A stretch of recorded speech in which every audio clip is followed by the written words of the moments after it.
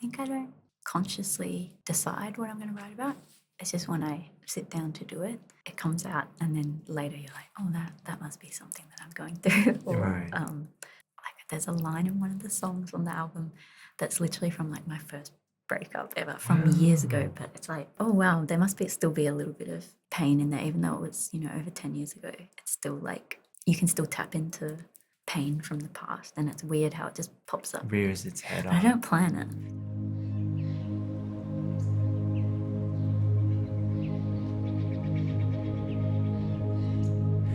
Meg Mac, Hi. welcome to the garden. Thank you. Thanks so much for coming. Thank you. How's your morning been so far?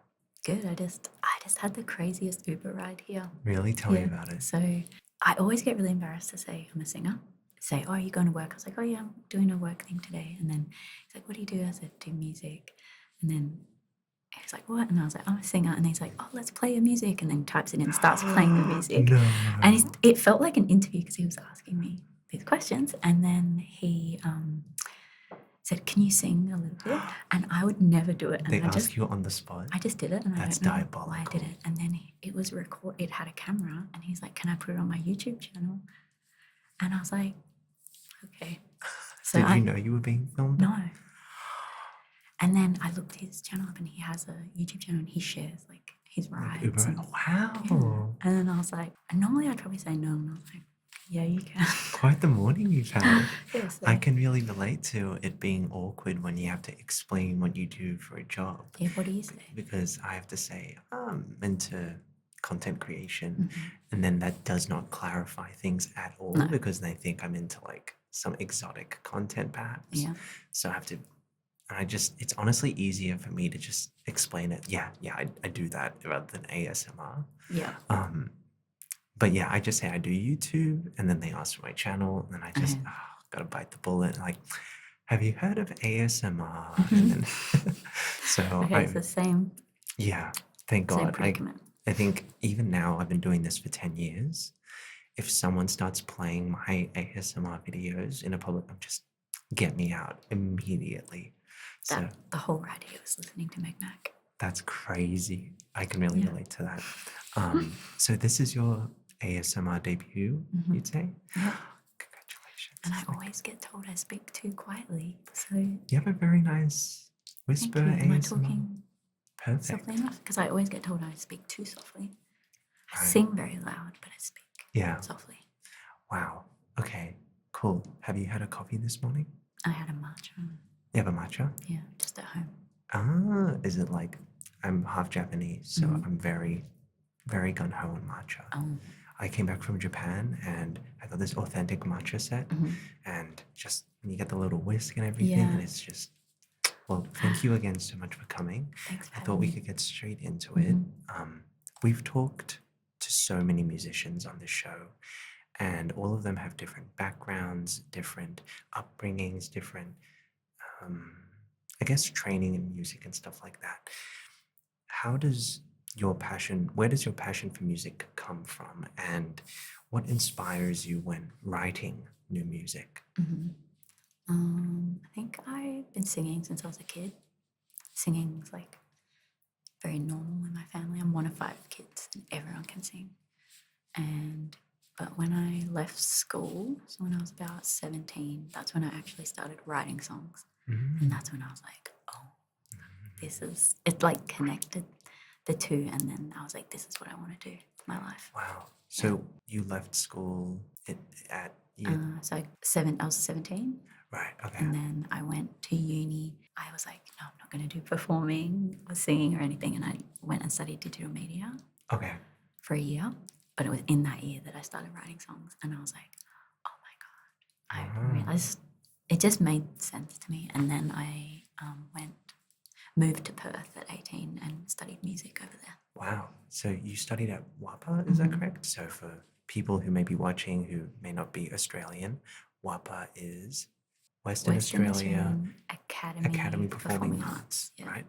And WAPA, for people who may not know, is one of the most prestigious it's very performing famous arts for schools, music theatre. Like Hugh Jackman went there. Very famous for music theatre and acting. Yeah. But I did music. Interesting. Yeah. And I think something I only just found out a couple minutes before we're doing this show is we actually went to the same high school together, I know. which is unbelievable. We went to McDonald College, Mhm. which such an interesting, unique school, and this is so rare because not many people went to that school, and I think it's so exciting. It's such a small very world. small. Like, I think my year was like 50 people graduated. Yeah. Mine was like less than Really? 30, like super. So you only had one class or two classes? One class. Wow. Yeah. Okay. How was your experience at that high school? Because you graduated like 2007. 2007. Yeah. Yeah. So 10 years before I you. graduated 2017. I think it's because I was doing an interview earlier today, and then they were like, "Oh, was it hard to decide that you wanted to do something creative over like a normal job?" And then I was like, actually, I went to this really weird school, and you're kind of weird if you did the normal thing. Right. Like, I feel like everyone and a lot of my friends do acting and whatever. And like even the show I'm doing at the moment, one of the guys in the band went to my school. The director, Alex No. Ballage, went to my school. And then you just end up meeting. It's such a small world. Yeah. It's crazy. Yeah. For people who may not know, McDonald College is a school where you have the whole thing is you have 2 hours of your chosen selected performing arts every day. Mhm. And there are different streams. So you could be in like ballet, dance, music, acting, musical theater. Mhm. And ever since you've left, they've now got a tennis stream. Yeah. Which is so, I'm like, I don't know how that's And performing it was arts. like we didn't even really have a patch of grass there. Like, it wasn't a very sporty school. Because the school was, I think, based off an old Telstra built, like an old phone company building. So that was pretty hilarious. I was in the music stream because I obviously did piano and stuff. Yeah. Tell me about your creative upbringing in that school because I think you said you didn't originally start with music. Is that right? No, I didn't. I was never in music stream. What a plot twist. I was in acting stream. So Okay. when I first went there when I was in year 3, and I did ballet, but I didn't realize ballet was very serious at that school. Like, Yeah, originally that's our school was a ballet school. yeah, Yeah. and people will leave when they're like 15 and go to the Australian Ballet, and it's like very serious. So people even in primary school are like pursuing ballet as a professional career that early, and then it was too serious for me. So then I joined acting stream because that seemed like the fun one. Quite kickback, yeah. And then I always just sang like at school at all the prefect concerts and everything, and then just singing lessons and everything, and I did HSC music. Cool. Like I said before, music wasn't serious for me until I started writing songs. And what really made you want to get into that? I mean, to get into writing music, is it just something that you just grew up with? It was something your family, like you said, your siblings were singing? Like my older sister would write songs, and then I remember she would keep her notepad for her lyrics, her songs on top of the piano, and then I would just take her notebooks, steal her lyrics, and then write my own songs. And then she taught me, like I did piano lessons, like classical piano, but I never practiced, and I was so bad, and I can't read music or anything. But then one day, you'll hate this because you play piano, but she was like, yeah, it's really easy. You just like get your 3 fingers and you go like this, and then you move the middle finger just like down one, and then it's like sadder, and then you just kind of like do it wherever. Yeah. So you just like, it's intuitive. Like visual sort of learning stuff. And then she was like, that's how you write songs. You just like make it up. But I think that's so cool that, I mean, you don't need a formal musical, I guess, like classical training background to be able to be a musician, to be able to build a career, and to be able to create passionate music. Songwriting is like, it's so much more about the idea or like what you're trying to say than it is about the theory what's around it. and all of that stuff. I personally went to the Sydney Conservatorium and I did a bachelor in classical piano, and it was great. It was fantastic, but the classical music world is just it's just on its own planet. I can't even doing its own thing, and I feel like one of the struggles that sort of formal music training has is it doesn't teach you about like the music industry and networking and building a career and stuff like that. It's just so much in the music and stuff like that. So yeah, it's very interesting. And so what is your favorite part about the music process when you're making a song? Do you take inspiration from different like life events or something that's happened to you personally? Yeah, I think I don't consciously decide what I'm going to write about. It's just when I sit down to do it, it comes out, and then later you're like, oh, that must be something that I'm going through. Or Right. yeah, you kind of figure it out after I've written it. It's like you're retroactively like, oh wait, Yeah. where did this Yeah. come from? And then sometimes you'll sing, like there's a line in one of the songs on the album that's literally from like my first breakup ever from years ago. But it's like, and you're like, oh wow, there must still be a little bit of pain in there, even though it was, over 10 years ago. It's still like, you can still tap into pain from the past. And it's weird how it just pops up. Rears its head I up. don't plan it. It just happens. That's so interesting. It's like subconsciously it's in there. Rears its head and it expresses itself when you least expect it through your music. Yeah. Wow. Yeah, I've personally never written a lot of music myself. I think being classically trained, I'm a huge fan of jazz music. And whether it's the classics like Bill Evans or it's more contemporary fusion sort of jazz stuff like Snarky Puppy or stuff like that. And I have such a deep admiration for jazz musicians, but I could never play it personally. Right, yeah. Whether it's comping or being able to improvise on the spot and stuff like that. That's one of my goals, is to get a bit more into like oral training and stuff like that, and being able to like be a bit more relaxed and kick back with how I approach music. So that's really cool.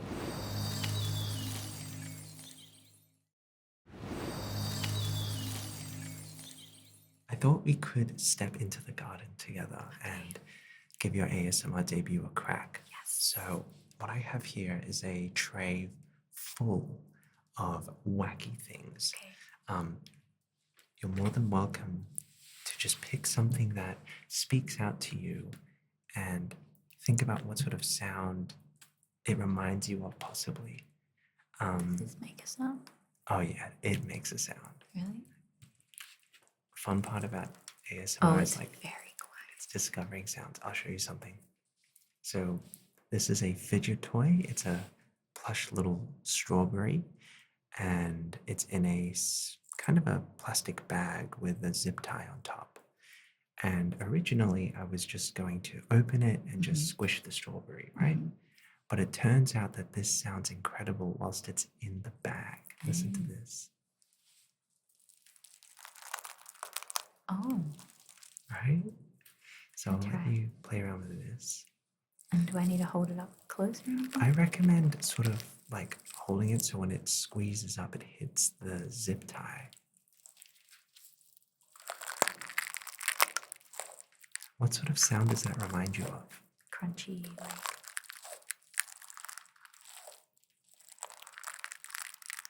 I don't know, crispy, crunchy. Crispy, crunchy. I think it reminds me of like maybe rice bubbles. It reminds me sometimes of like when you're at a fireplace or like a campfire, and like the leaves are like sort of cracking and fizzing and stuff like that. It sounds so nice. I think. Let me toot my own horn. What do you think else would you like to try? Oh, I have one of these. Really? Yeah, it's green though. So it's like a dishwashing glove. We call it, we use it for like dusting. Okay. We call it the Shrek. Let's trade. Oh, sorry. Take this up. Shrek glove. I call this like a grimace glove. It's purple. Yeah. Oh, that's a bit loud. So what I like to do with this is actually you can just brush the side of the ear, and that will sound really, really nice. So a lot of being an ASMR creator is, I like the saying of, one man's trash is another man's treasure. So I just have a bunch of random crap where I'm just making sounds with it and hearing the things. What does that sound remind you of? kind of when you're in bed in the sheets. Oh, that's so good. I think of it like the waves. Yeah. Or like the shore just kind of like crashing.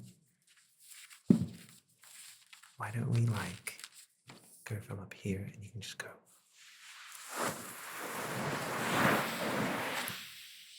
Trust me, it's going to sound really good for them. For us, it's just two grown adults washing a microphone head with dishwashing gloves.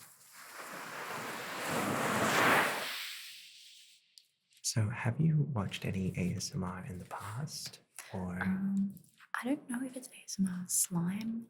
right. And I went through this really weird phase of just watching slime videos. I feel Is like that ASMR? Like, yeah. And the sound of it. Like satisfying, oddly satisfying I would just stuff. watch it for so long. Yeah.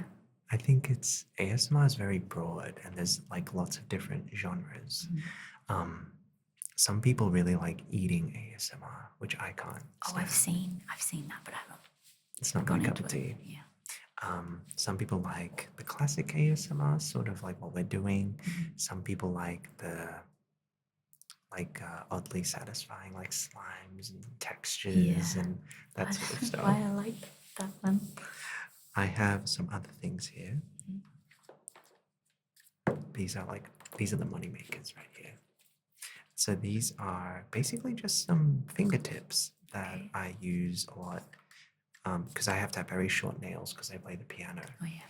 So, and then I see all of these amazing ASMR creators who are just using their nails. So please feel free. You actually have nails, so you probably didn't need to. But yeah, I have long nails. So these are just little Halloween fingertips here.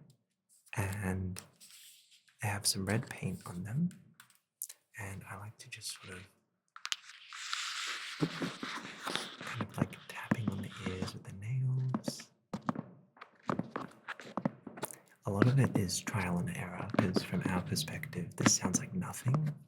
But when the audience hears it, it'll sound really good.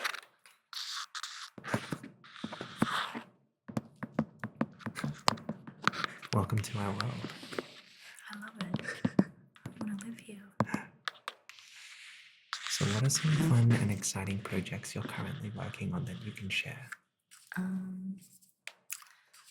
So my friend, a guy who plays in my band, he plays at Caterpillar Club every Monday, like a residency kind of thing. And he was just like, oh, do you want to just come down and like jump up and be our guest and sing? And I was like, yeah, okay. And then I went and did it, and it was so fun because it was like not planned. I didn't tell anyone. Very impromptu. Not Meg Mac, not my own songs. And it was like just being singer Meg, and I really loved it. Is it sometimes fun to not sing your own songs? Yeah, because that's when I was at uni. That was like my job would be to just like sing at pubs and just sing. Like I was in a funk band and would just sing for fun or also pay my rent. But now singing, it's like almost a bit serious, you know? Right. Do you find it sometimes difficult to separate your enjoyment for music from, I mean, it is your job. So how do you separate and find enjoyment in what you earn your bread from? Yeah, that was something that taught me that, to be like, oh, you can just jump up and sing and it doesn't have to be like planned or That's lovely. Yeah, so I actually feel I want to do more of that. I feel the same way sometimes about ASMR because this is my job, but I try to only do it when I'm in the right headspace. Yeah. Because a lot of ASMR is all about like the audience's relaxation and their comfort. And I feel like if my, I guess, energy is not calm and zen and happy, that it will affect the experience the viewer has. Yeah. I feel like that'd be the same with music. A schedule you have to stick to or flexible? When I was first doing this, for the first like 6 or 7 years, I was making a video every day. And you forced yourself to do it every day? Yeah. And now I'm just doing a video a week, and it really is helpful for avoiding burnout, I think. So yeah, I got these things. These are like, I literally traveled to the Gold Coast because I have an ASMR friend of mine, and I saw him playing with these hacky sacks. These are like juggling balls. Okay. But if you crunch these, it actually sounds really nice. What do you think? Yeah. Sounds pretty good, right? Even the finger, like, sticking to yeah. the fabric. It's always like trying to extract like as many sounds as possible from each object. So one of the things we ask all of our guests when they come on the show is to bring maybe something that resonates with them or something that's important to them. Did you bring anything by any chance? I brought a few things that could work. Please. Here, I'll take this off you. Thank you. So, I'm a bit superstitious. Is that so? Kind of, like, there's a story behind this necklace, which I wanted to bring in, but I'm wearing it, but I don't know if you can hear that. What's the story behind the necklace? So, this is Saint Philomene, and I had a Saint Philomene necklace. It's not this one, a different one. And I was wearing it, and this woman came up to me and she grabbed it from my neck and she said, Saint Philomene will protect you. And then from then on, I was like, she blessed the necklace. It's like an enchantment. And then I would only sing if I was wearing the necklace. And then I lost the necklace. No. And then my boyfriend bought me this as like a, I don't know, replacement. So that was one thing I wanted to bring in. I don't know if you can hear it. To like get the good vibes going again. And then recently I was in a vintage shop. Nice. I went with my mum and looking at clothes that I was going to wear for like my album cover and everything. And I loved this charm bracelet. And the woman in the store let me have it for free. So then straight away I was like, it's lucky, it's blessed. Oh no. Sorry. It's okay. So this is a... Wait, that sounds great. It's got a little... I think that's a bell. I don't know. A bell. Oh, that sounds lovely. It's got a four-leaf clover. That's definitely good luck. Is that too loud? I don't know. No, that's perfect. That's one thing. And then... I love the sound of metal and stuff like that, like the clinging and clinky. And then I'm obsessed with these hair clips. Oh yeah. Cute. Nice. And I've been trying to learn how to do like the Dita Von Teese curl, and I wear these clips constantly, and I love them. Cute. So they're my... Thank you for bringing those objects. Yes. They were all very lovely. I have a mini piano here. Oh, cute. Here, do you mind can I do a massive favor? I'm going to pass you this heavy cup. And this is like a little mini kawaii piano. I was wondering if you know how to play anything by any chance. Of course. I'm sorry to put you on the spot. How cute. It's not very user-friendly. You may need a one-handed.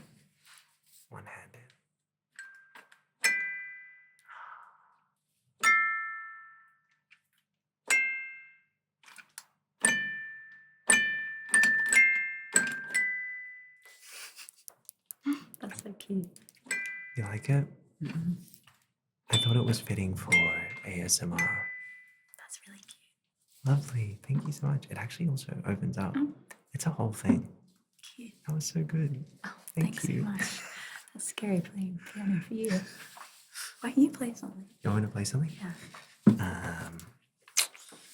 It's the first time I've been playing since high school. No, it's not. Okay.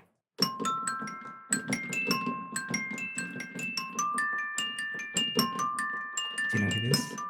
I know the song, but I don't know who it's by. It's Bach.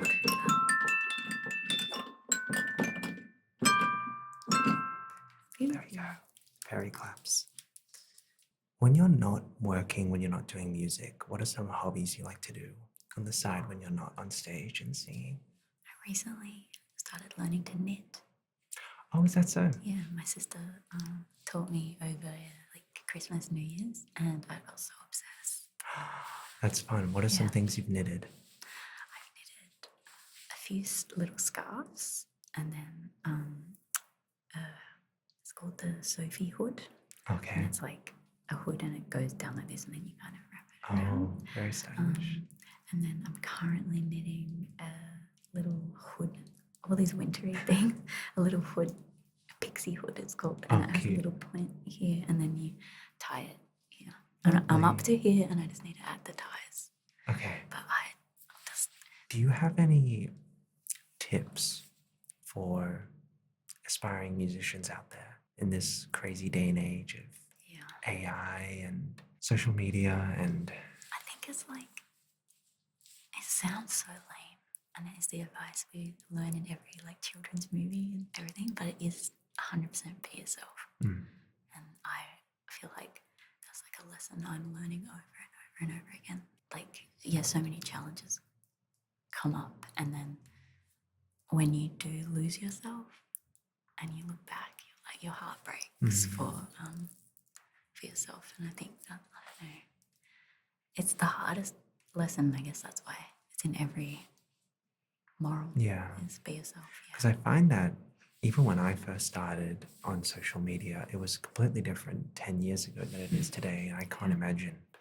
There's so many platforms, there's AI, and there's all these different external pressures. It must be so much harder, but easier in some ways to start. I don't know. I mean, I started the same time as you.